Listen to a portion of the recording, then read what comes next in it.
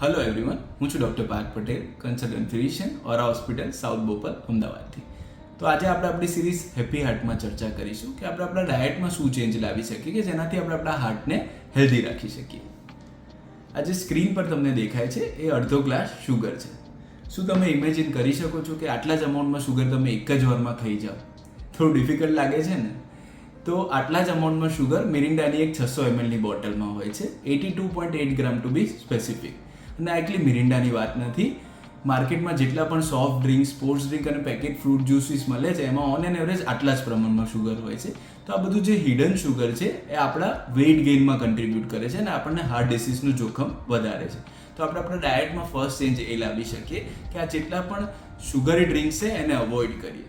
તો આ ચેન્જ લાવવામાં પહેલી ડિફિકલ્ટી તમને એ પડશે કે તમે આ સ્પોર્ટ્સ ડ્રિંક, સુગરી ડ્રિંક્સ છોડવાનો ટ્રાય કરશો તો તમને એનું ક્રેવિંગ થશે. કારણ કે આ જે શુગર હોય છે એ આપણા બ્રેઇનમાં રિવોર્ડ સિસ્ટમને એક્ટિવેટ કરે છે કે જેથી તમે આ સુગરી ડ્રિંક છોડવાનો ટ્રાય કરો તો તમને એનું ક્રેવિંગ થશે. તો આ ક્રેવિંગને ટ્રેકલ કરવા માટે આપણે એ વસ્તુ કરી શકીએ કે જ્યારે પણ આ સુગરી ડ્રિંકનું આપણને ક્રેવિંગ થાય તો તેની જગ્યાએ આપણે પાણી પી શકીએ, પ્લેન વોટર. ઇનિશિયલી આ ચેન્જ લાવવામાં તમને થોડી ડિફિકલ્ટી પડશે, પણ પછી 1-2 મહિના પછી તમારા ટેસ્ટ બડને એક વખત પાણીની હેબિટ પડી જશે, પછી હું તમને અશ્યોર કરું છું કે તમને શુગરનો ટેસ્ટ પણ નહીં ભાવે. તો હું આશા રાખું છું કે તમને આ વિડીયો હેલ્પફુલ લાગ્યો હશે.